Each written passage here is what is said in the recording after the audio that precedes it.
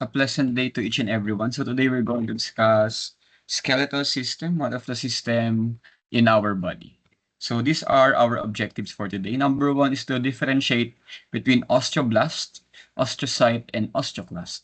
Second is to examine the stages of bone development, including ossification, remodeling, and factors affecting the bone growth. And lastly, is to assess bone works together to facilitate movement, provide structural support, and maintain homeostasis.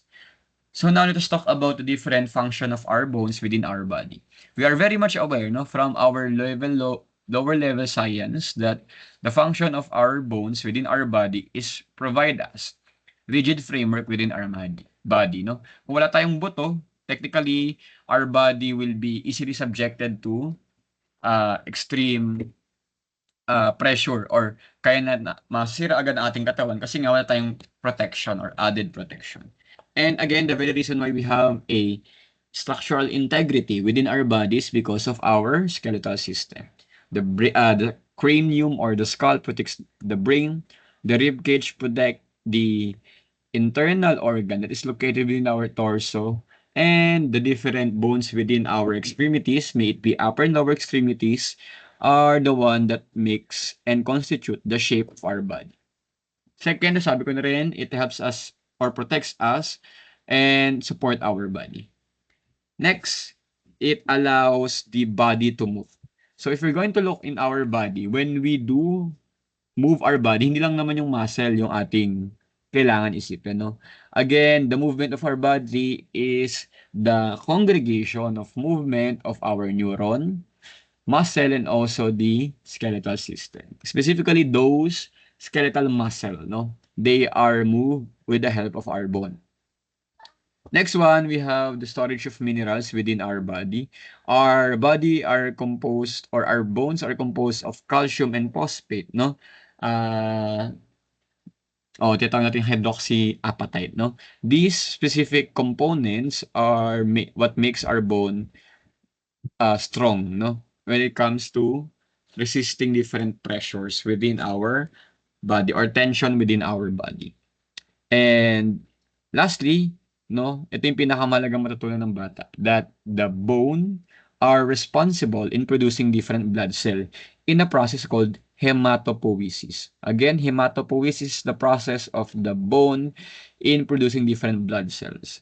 So contrary to the popular belief, lagi kasi sinasabi, the heart are the one that produces blood cell. No, the blood is produced in the skeletal system, particularly in the red bone marrow, and the heart are the one that is responsible in pumping, no, the blood to the different parts of our body.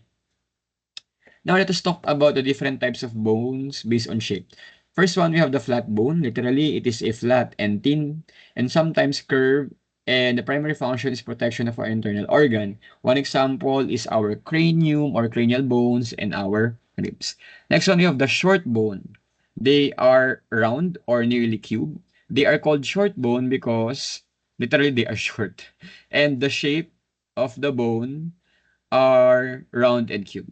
And some example of our short bone are located within our wrist, no, and ankle.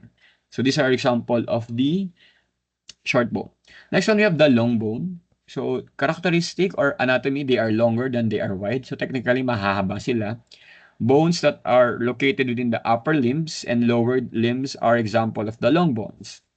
Next one, we have the irregular bones. They are complex shape, and if they do not confirm with the flat bone, short bone, and long bone category, they can be classified as irregular bone. So in our example, we have the vertebrae. No, when you look at the vertebral column and get one vertebrae, it looks like this one in top view. And again, if you're going to look in our image, in our irregular bone, yung vertebrae natin, hindi siya flat, hindi rin siya short, at lalong hindi rin siya long. Therefore, it is called as the irregular bone. Overall, there are 4 types of bone based on shape. We have the flat bone. Literally, they are flat and thin, sometimes curved. The short bone, they are round or cube. The long bone, they are longer in length. Lastly, we have the irregular bone, which do not fit with the category of flat, short, and long. Another categorization of bone is based on location. Again, we have two types of bone. We have the axial and appendicular.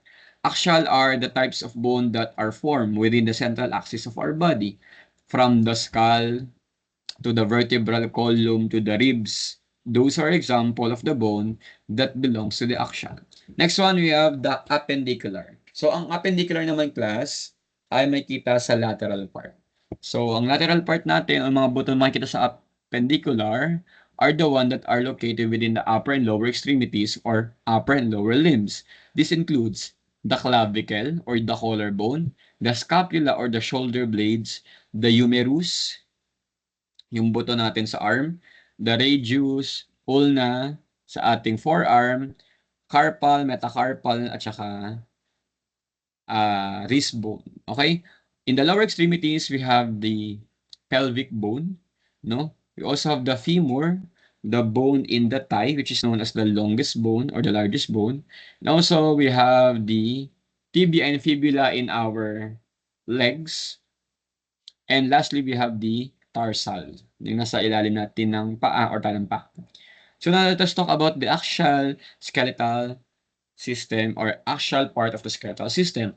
We have the head, no, the cranium known as the skull, the mandible also known as the jaw. The jaw is divided into two. The upper jaw, yung nakadikit doon sa mismong skull, at saka lower jaw or the lower mandible, the one that we can use when we are eat and doing speech.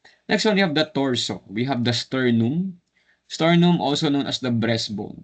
No, yung breastbone natin, meron pa yung categorization, the xiphoid process, and many more. But the point is, the breastbone is located within our breast. Okay? And it is connected to our rib cage. Next one, we have the vertebral column, the sacrum, and the coccyx or the tailbone. Okay? You are not expected to memorize all of this one. The point that we have in here is that we have different or varieties of bone within our cranium. Different color signifies different parts of the bone. And the catch is, when we are younger, we have plenty of bone. And as we age and mature, this bone starts to fuse together. Therefore, we have fewer bones as we age or become an adult. To be exact, we have 206 bones in our body. And in our cranium, we have all of this, no? So we have frontal, makikita sa harapan, yung color red na ito. Red ba ito? Or pinkish red. We have the parietal, makikita saan? Sa ating likod na part ng head, no? Or sa posterior part of the head. Next one, we have the occipital, makikita saan? Sa posterior back, no? Sa pinakalikod, sa batok. And we have the temporal, yung color yellow, makikita saan? Sa temple, sa sentido. And many more. Overall, these are the total number of our bones within our body. 22 in our skull and 7 in our other associated part of the skull. Hyoid bone is located within our malapit sa ilalim ng jaw, no? Sa lower jaw. So doon makikita ang hyoid. So if you are tawag dito, familiar with hyoid, makikita sa ilalim ng jaw. Last one, no? We have these three auditory ossicles. Pag sinabing auditory, it has something to do with the ability to hear. And ossicles are just a little bone. Tama ba? So if we're going to look at this one, we have the malleus incus at saka stapes. And again, the smallest bone in our body is located within our auditory ossicle known as the stapes. And the largest one is known as the thigh bone or the femur. Next one, we have the vertebral column. It is S-shaped in nature to support the body weight within our body. No, yung ating torso at saka lower extremities. Again, if you're going to look at our vertebral column, it has five components, such as cervical vertebrae, which have 7, thoracic vertebrae, which have 12, the lumbar vertebrae, which have 5, the sacrum, which is 1, and the coccyx, which is 1. No, evolution tells us that our ancestors have bone, therefore we also have the remnants of bone structure known as coccyx. Coccyx are said to be a vestigial organ. Why? Bakit tayo may tailbone, no? wala naman tayong tail. So these are vestigial organ, meaning your body can still survive even though you do not have the said organ. No? So we have cochleax. Next one, we have the rib cage. We have 25 bones within our torso or rib cage. 24 for the ribs, 1 for the sternum. And again, the sternum is the breastbone. The superior part of the sternum is known as the manubrium. The body is the medial part or the intermediate part. And then the inferior part is the xiphoid process o yung parang tusok doon sa breastbone. True ribs ang tawag from 1 to 7. No? Bakit sila true ribs? Because they are connected to the sternum. False ribs naman yung from 7 to 10, no? And then 11 and 12, which is located posteriorly, are the floating ribs. Next one, we are done with the axial. Let us talk about the appendicular. Appendicular, composed of the following bones: the clavicle or the collarbone, the scapula or the shoulder bone, humerus, ulna, radius, carpal, metacarpal, and phalanges. And then the lower extremity, we have the coxa or the hip bone, femur, patella or the kneecap, tibia, fibula, tarsal, metatarsal, and phalanges. In the shoulder, we have the clavicle or the collarbone, scapula, shoulder bone, humerus, arm, radius, ulna, our forearm, wrist, or the carpal, metacarpals as our hands, and phalanges as our fingers. So these are the total number of bones within our body, times 2 kasi we have the left and right part. So overall, we have 64 in our upper extremity of the appendicular skeleton. So these are the bone. We have the radius and ulna, and then our wrist bone. So you do not need to memorize all of those. Okay? Also, in the lower extremities, we have the hip and leg. The coxa is the hip bone. The femur is the thigh bone. Patella is the kneecap. Tibia, fibula, ankle, known as the tarsal, foot as the metatarsal, and toes as the phalanges. In the lower extremities, we have 62 bones, no? So times 2 yung 31.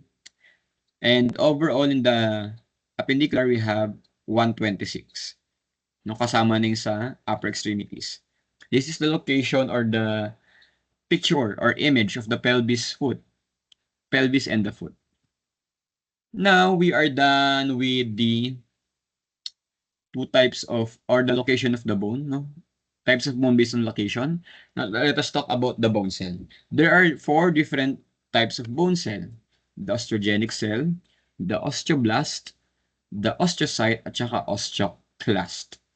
So osteogenic cell are undifferentiated, develop into 2 osteoblasts. So anong catch dito?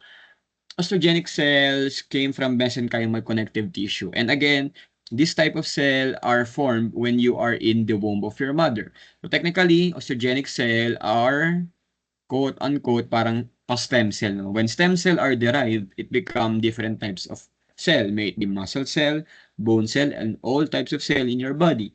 So again, osteogenic cell came or arise from mesenchymal connective tissue. Now, when osteogenic cell become mature, it become an osteoblast. Osteoblasts are the one that is responsible for the growth and the healing of the existing bone. Okay? So, level 1, we have the osteogenic cell. Level 2, we have the osteoblast. And the last level is known as the osteocyte. Again, class, when you encounter the term osteo, it means bone. No? So, osteocyte literally is a bone cell. And again, when some of the calcium matrix and other inorganic substances are being trapped within the osteoblast, it becomes mature, it becomes rigid and strong, and it will become an osteocyte. Again, osteocyte maintains the body structure and function, and that constitute the rigidity of our body. Again, we have the osteocyte. So if you're going to have an analogy in Pokemon, for example, the basic type is the osteogenic cell. For example, we have Pichu. Now, when Pichu become mature, it becomes Pikachu. So we have the osteoblast, no? Or the mature type of osteogenic cell. Now, when osteoblast become more mature and becomes a bone cell, magiging osteocyte na siya. In analogy, if we have Pikachu, when it evolves, it becomes Raichu or the final stage. So that is our example. Last, we have the osteoclast. We are going to extinguish or stop the analogy of Pokemon because it can only be applied from osteogenic cell, osteoblast, and osteocyte. Osteoclast plays a different role in our body because its primary role is for the breaking down of the bone and also remodeling of the bone. Sir Mark, bakit po kailangan i-remodel? Bakit pa kailangan i-breakdown? In fact, you already manufactured a bone cell or osteocyte. Why do you think there's an essence for us to reconstruction our bone matrix? Number one, we are constantly growing. So from the age 1 up until 20, 23, 24, and 5, no, doon nagkakaroon ng activity ang osteocyte, osteogenic cell, at saka osteoblast. But there will come a time na kung saan this bone structure needs to elongate. Diba? For example, nung bata ka na 1-year-old ka, hanggang ngayon na ikaw ay 16, 17, or 18 years old, anong meron? Nagkaiba na yung length ng iyong femur or yung thigh bone. Tama ba? Why? Because we have osteoclast that used to reabsorb the calcium nutrients within your bone and start to remodel it. Ibig sabihin, pagkatapos ko ng calcium, binabalik doon, kumbaga, construction ongoing ang nangyayari. Aside from bone remodeling, it also has something to do with the injury, no? For example, nagkaroon ng injury ang isang tao, osteoclast will reabsorb the calcium on the injured part. And then what happens after? Ang nangyari after ay,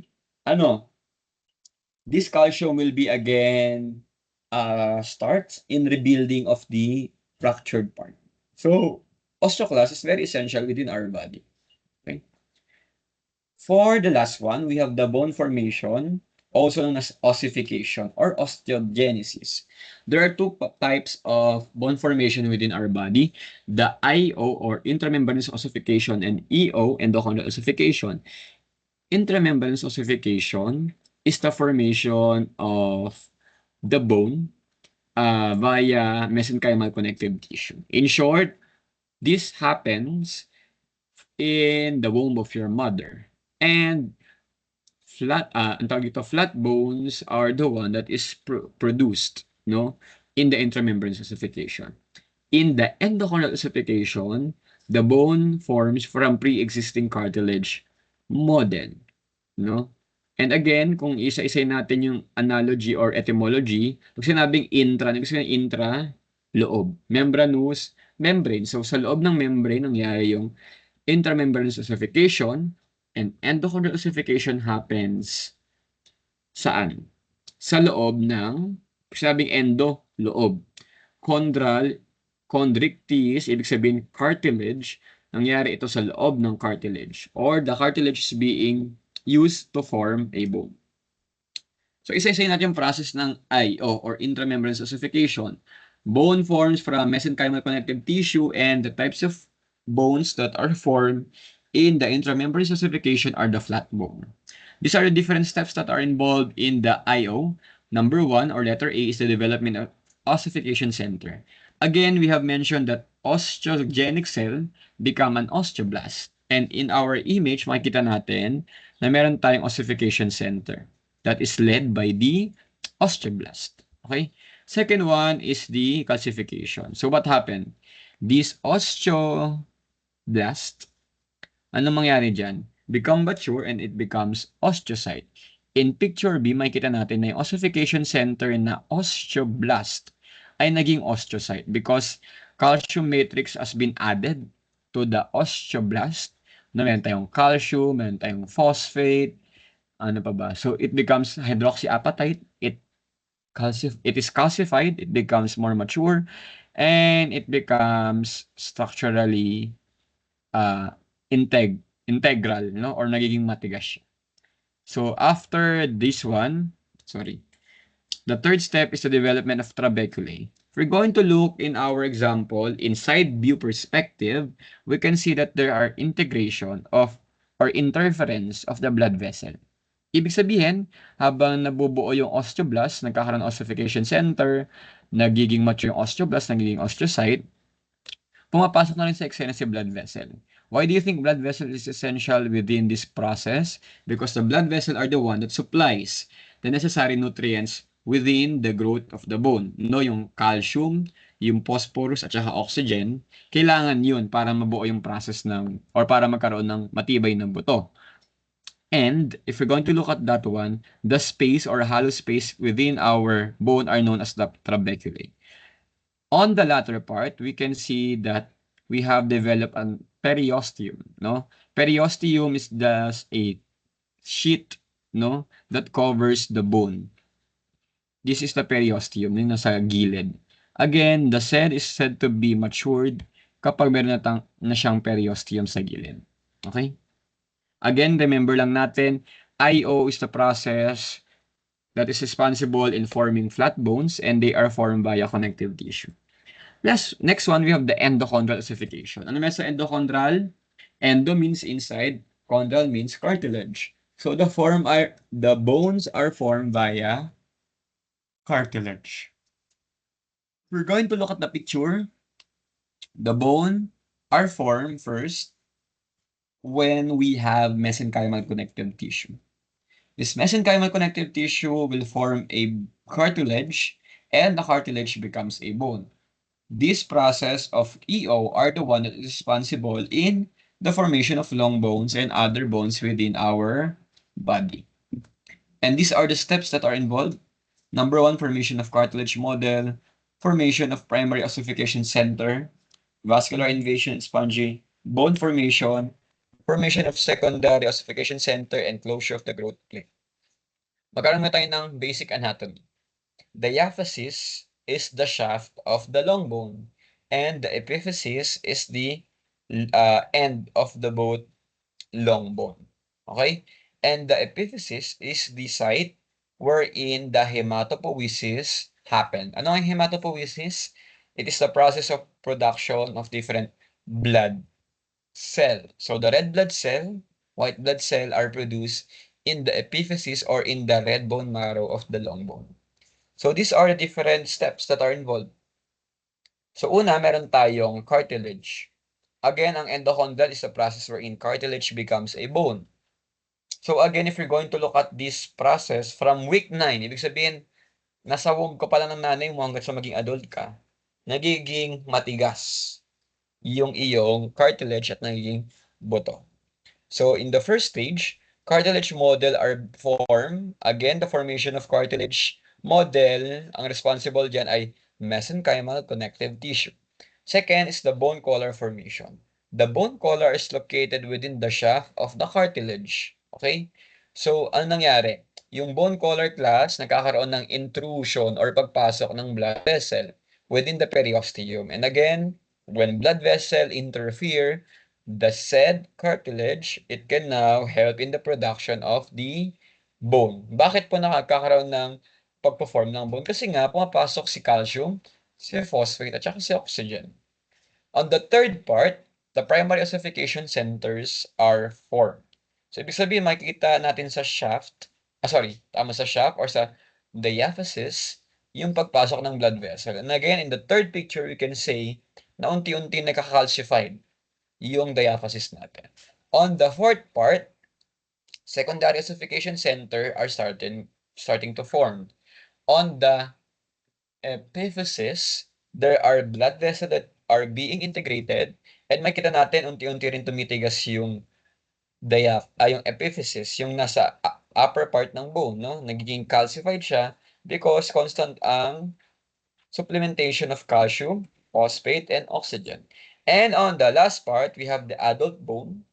No, ito na yung nag-stop ka talaga mag-grow as a human being. Like, at the age of 25, you start increasing height. You have now the epiphyseal line that separates the diaphysis and epiphysis, and you have the strong bone that you have. So when we age, syempre, unti-unting lumalaki tayo no, from birth up until the age of 25, wherein we stop growing. And again, this X-ray just showcase the different location of the epiphysis and diaphysis within our body. Again, Epiphysis is the end of the bone and diaphysis is the shaft of the long bone. Similar thing happened in this one class. Inuulitin lang natin, ano? Cartilage are formed via connective tissue or mesenchymal connective tissue. Cartilage becomes mature when there are blood vessels that are integrated within the diaphysis. It's known as the ossification center or primary ossification center. Then the secondary ossification center is the intrusion of epiphyseal vessel on the epiphysis, no? And then the bone matures and it perform its function. So again, mahalaga yung ginagawa ng osteoclast in bone remodeling and growth. Just like what I have mentioned, ano nangyari? When you increase your height, syempre hindi naman mananatili yung buto mo sa kanyang normal na length. Tama ba? So your osteoclast needs to absorb the said calcium phosphate within your calcium matrix in your bone. And then osteoblast, again, will become mature, become an osteocyte, and then the cycle continues. Sir Mark, what happened, for example, when we have an injury and the said injury is said to be fracture? When we have a fractured part within our body, specifically our bone, ano nangyari? Siyempre, kagaya sinabi ko kanina, skeletal system are said to be vascularized. Pag sinabing vascularized, merong blood vessel. And again, these blood vessels are present in every part of the bone. Therefore, when your bone is being fractured or nakat, blood vessel will also be damaged. In some other cases, it becomes ruptured or puputok yung blood vessel. And as a result, it will cause an hematoma or inflammation of the said part. Pag nagkaroon ng inflammation, ano mangyari? At pumutok din yung blood vessel, syempre pupunta dyan yung mga white blood cells. And then nagkakaroon na rin ng production of callus, no? The internal callus forms between the end of the bone and the external callus form a collar around the brain. So, in short, this callus serves as a scaffold, no? Ano yung scaffold class? If you are familiar with the construction, ito yung mga bakal na pinapatungan ng mga construction worker. In short, the bone is in construction phase wherein we have callus as the scaffold to maintain the function of the bone, which is maintaining the structural integrity. Kung wala tayong callus class, bali yung buto mo habang buhay. No? In short, we have temporary callus, no? Within our body. And again, after the formation of callus, syempre ma-ossified yan. Titigas, no? Magkakaroon ng other organic substance or inorganic substances so that it can perform the normal way on how bone function. Time will come that osteoclast again will observe or absorb the phosphate and calcium within the ossification of the callus and mawawala rin callus, magkakaroon tayo ng remodeled bone or babalik na siya sa kanyang normal na pamamaraan ng bato. So that would be all for today. I hope you understand something from our discussion. Thank you.